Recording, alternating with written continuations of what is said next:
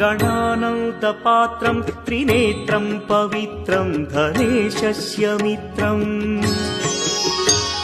अपर्णाकळत्रं सदा सच्चरित्रं शिवं शङ्करं शम्भुमीशानमीडे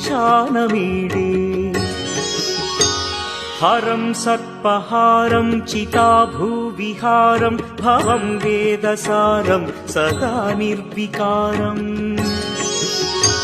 श्मशाने वसन्तं मनोजं दहन्तं शिवं शङ्करं शम्भुमीशानमीडे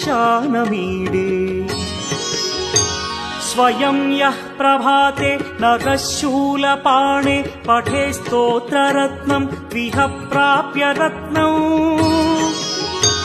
सुपुत्रं सुधान्यं सुमित्रं कळत्रं विचित्रैः समाराध्य मोक्षं प्रयाति।